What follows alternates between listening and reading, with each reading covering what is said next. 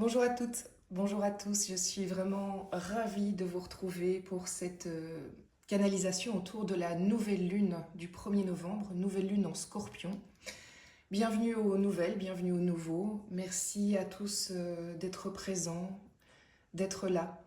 Et avant tout, vraiment, j'espère que vous allez bien. J'espère que vous allez bien malgré ce qui est très confrontant, malgré ce qui est très secouant autour de nous et peut-être directement pour vous.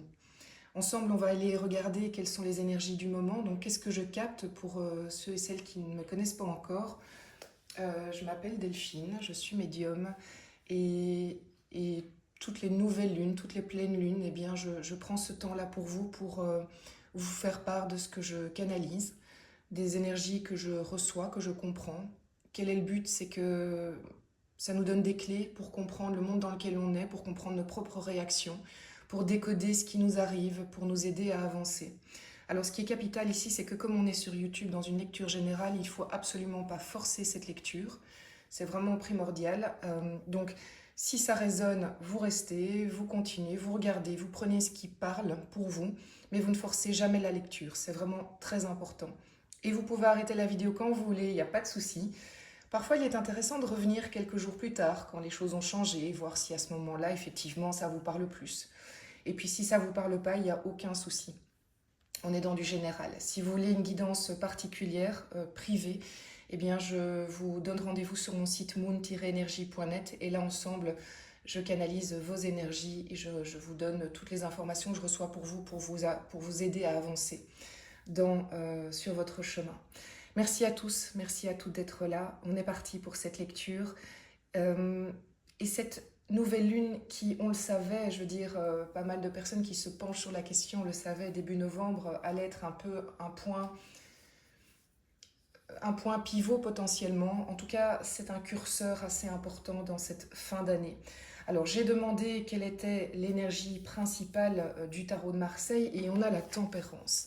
J'ai été un petit peu étonnée au départ parce que je vous avoue que je m'attendais à avoir plutôt la carte de la mort parce que on sent vraiment qu'il se passe dans cette période-ci, parce qu'on est dans le scorpion, la remontée de nos ombres, si vous voulez. Donc là où c'est clair qu'on va être dans une période, et on l'est déjà peut-être, dans une période où la vie, où les événements de la vie, où les gens que l'on fréquente vont aller nous toucher, là où il y a des blessures encore non travaillées, des parts d'ombre qu'on n'a pas voulu voir, des dossiers qu'on a mis sous le tapis pendant parfois très longtemps.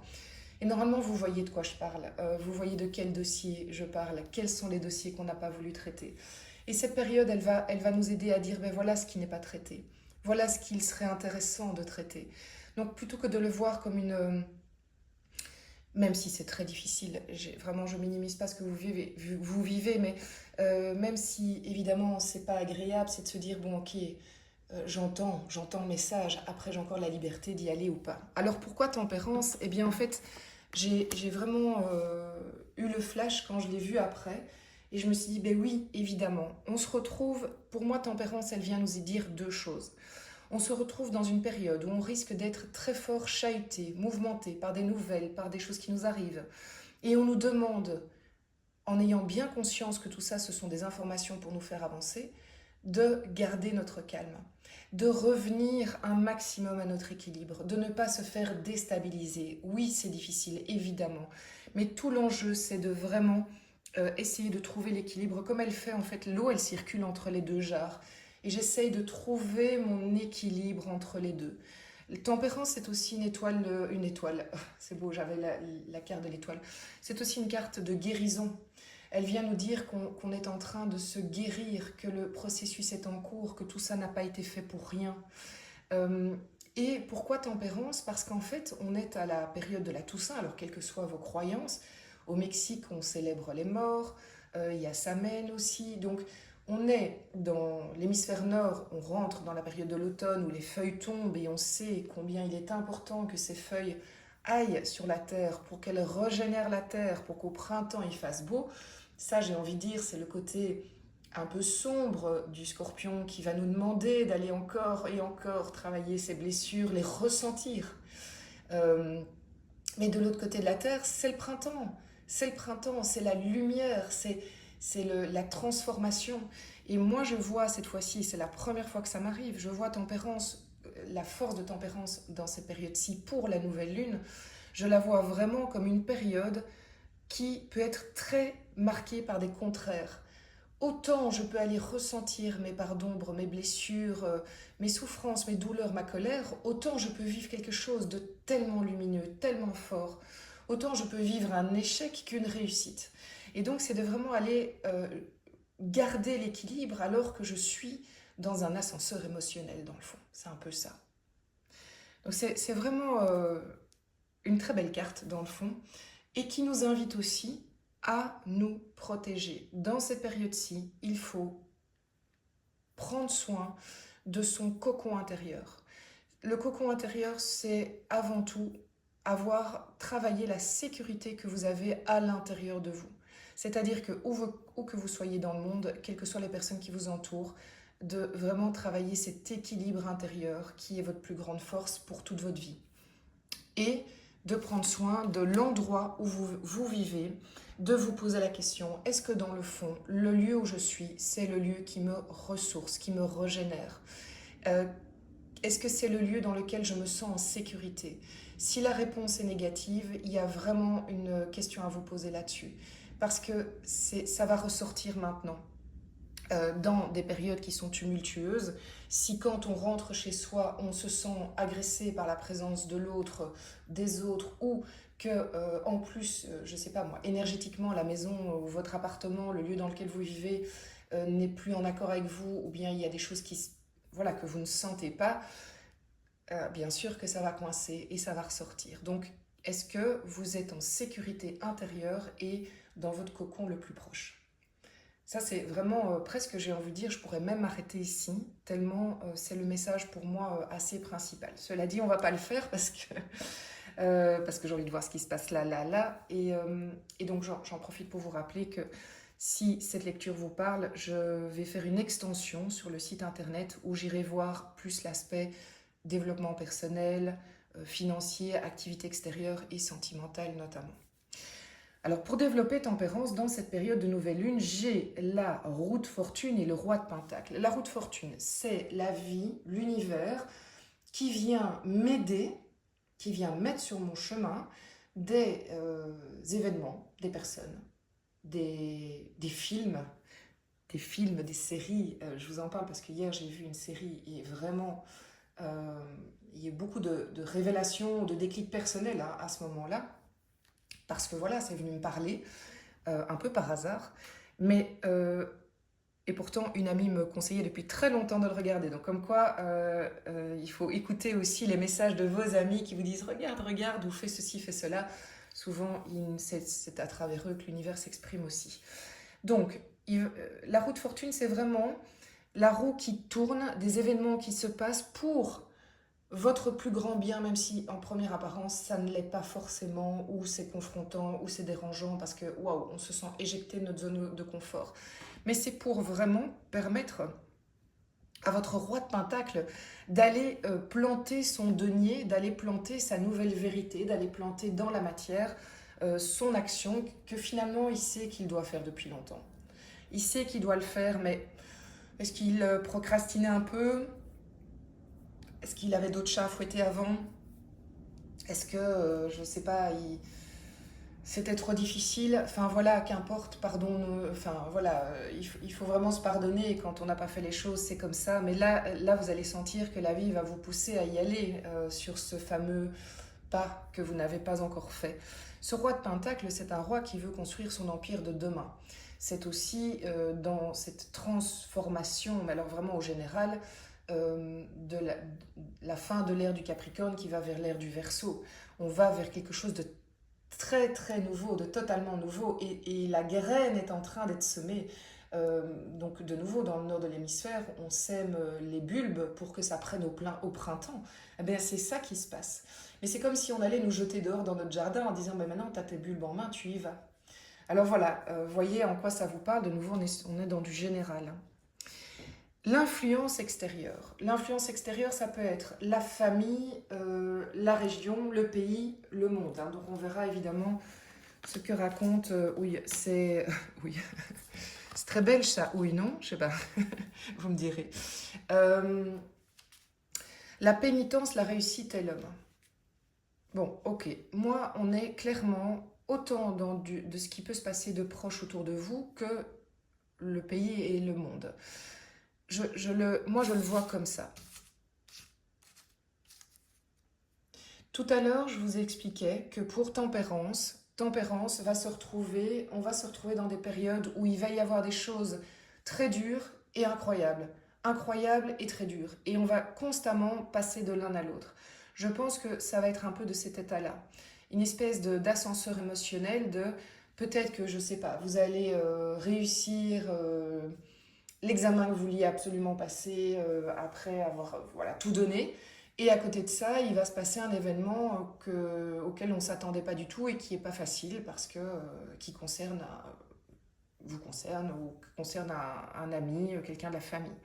Donc c'est vraiment quelque part se préparer au fait que ça va être oui, montagne russe, quoi, vraiment les montagnes russes émotionnelles. Mais tout ça s'inscrit dans une élévation de l'homme, mais quand je dis l'homme, c'est l'être humain. Il y a vraiment quelque chose qui se passe ici. En fait, on est dans cette espèce d'entre-deux mondes, de nouveau entre le Capricorne et le Verseau, cette ère-là. Et donc forcément, il y a des choses qui vont mourir, et il y a des choses qui vont mourir, et il y a des choses qui vont naître.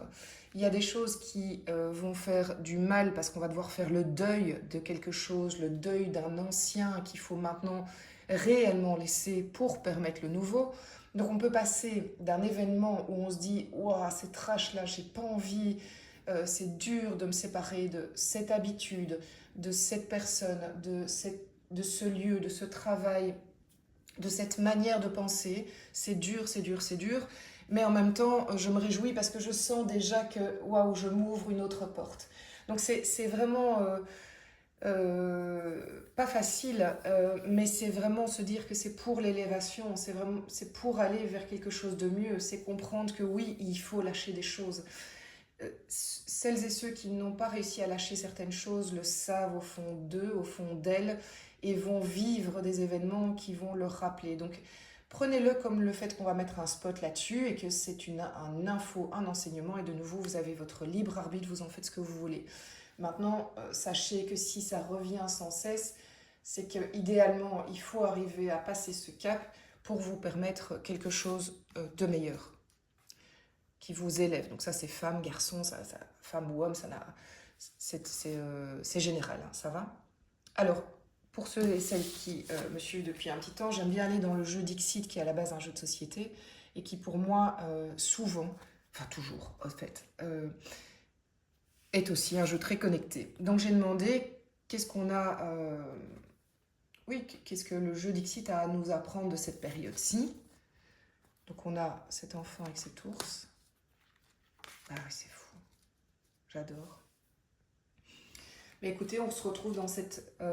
oui, alors ici, ça c'est très clair, c'est parmi les choses qui vont être mises sous projecteur, parmi les choses qui vont être remontées à la surface, qui vont sortir des eaux marécageuses du Scorpion pour revenir à la surface, il y a clairement des blessures d'enfance, des, des traumas de l'enfance, des liens qui sont donc alors évidemment, oui, du transgénérationnel. Mais dans cette vie, là, je le vois vraiment.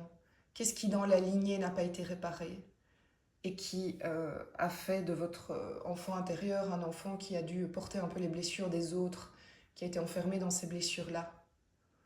Qu'est-ce que vous avez vécu qui a soit réveillé ces blessures dans l'enfance, soit a créé de nouvelles blessures? Ça va être mis en lumière. Mais comme un trésor, hein. C'est comme ce personnage-là qui ouvre cette feuille, qui dit «Oh, mais il y a plein de choses, il y a des belles choses, il y a des choses lumineuses. » Et ça vous est révélé. Ça veut dire que si c'est révélé, ça veut dire que d'une part, vous êtes capable d'aller le soigner, d'en prendre conscience, mais ça va vous libérer de le soigner, d'aller le travailler. Ça va vous libérer, j'ai pas d'autres mots, c'est vraiment, je vois l'oiseau qui s'envole, ça va débloquer des choses, ça va permettre de débloquer des situations, ça va permettre de, de vous ouvrir à des nouveautés, même si c'est dur, bien évidemment. Et cette carte-là, Qu'est-ce qu'elle nous dit? Elle nous dit que, oui, qu'il faut prendre soin, je reviens, hein, voilà, le message il est très clair, il faut prendre soin de votre sécurité intérieure. Alors, ça peut se faire de plein de manières, mais il y a vraiment quelque chose qui nous appelle à dire, je suis la personne avec qui je vais vivre toute ma vie, et donc je dois m'assurer de pouvoir retrouver ma sécurité intérieure, quoi qu'il arrive, quoi que je vive. Ah, la traditionnelle machine à café. Et donc je vais aller en prendre soin. Qu'est-ce qui me fait du bien? C'est une période où il ne faut absolument pas être gêné de suivre absolument tous vos besoins pour prendre soin de vous. Vous avez prévu quelque chose, mais une soirée, que sais-je, mais vous ne le sentez pas et vous avez besoin de vous apporter quelque chose de calme, de doux chez vous, vous le faites. Vous ne vous sentez plus bien dans votre maison. Alors je ne dis pas que tout le monde doit déménager parce que c'est pas toujours. Enfin, on va pas. L'idée n'est pas de déménager tous les 6 mois, mais est-ce qu'il n'y a pas quelque chose que vous pouvez changer dans votre intérieur pour que vous vous y sentiez mieux? Il y a de ça aussi. Est-ce qu'il n'y a pas des choses à faire dans votre intérieur? Est-ce qu'il n'y a pas une pièce que vous pouvez plus chérir dans votre intérieur pour que ce soit aussi non seulement votre sécurité intérieure, mais votre sécurité juste à l'extérieur qui est travaillée pour que quand vous êtes chez vous, vous vous sentez bien? C'est vraiment une période où il faut prendre soin de vous pour pouvoir au mieux traverser la période qui arrive et garder votre équilibre. Bon, c'est vraiment très très beau. Alors, oui, c'est confrontant, mais je trouve honnêtement que c'est très beau parce que je ressens vraiment que la vie met sur notre chemin les clés pour avancer. Et voilà, donc c'est confrontant et en même temps, je pense que toutes les personnes qui n'ont pas encore vu, qui se sentaient fort bloquées, devraient recevoir des messages qui leur permettent de comprendre par où aller pour avancer, pour débloquer des situations. Alors, je vais tirer la première partie de l'extension. Le reste, ce sera directement pendant l'extension. Donc d'abord, on va aller compléter ici cette carte donc, de l'arcane majeur du tarot de Marseille. Donc, pour toutes les personnes pour qui cette lecture fait résonance, eh bien, vous pouvez me rejoindre sur le site moon-energie.net. Si vous avez l'habitude de prendre des extensions, je vous rappelle qu'il y a des formules qui sont avantageuses. Dès que vous en prenez 2 ou 3, ben, ça vous coûte moins cher à l'unité. Et c'est également sur mon site que vous pouvez prendre rendez-vous pour une consultance, sachant que s'il n'y a pas beaucoup de rendez-vous libres, mais vous n'hésitez pas à utiliser le formulaire online pour me demander des rendez-vous. Et pour toutes ceux et celles qui ont déjà pris rendez-vous avec moi, vous pouvez m'envoyer un petit WhatsApp pour demander un rendez-vous. Oh, regardez, magnifique, l'empereur. Voilà. L'empereur qui suit la tempérance, c'est très très beau, c'est très fort. Alors je vais prendre... Alors ici. Donc développement personnel. Ok, d'accord. Bon, ça c'est pas rien du tout, hein. Donc en fait, elle est tombée en premier. Normalement, c'est dans ce sens-là, si vous voulez. Mais c'est pas pour rien qu'elle est tombée en premier. On a le 7 d'épée et le 6 d'épée en développement personnel. Donc oui, certaines personnes vont, pour leur sécurité intérieure, devoir bouger. Voilà, et d'une certaine manière. Je développerai ça tout à l'heure.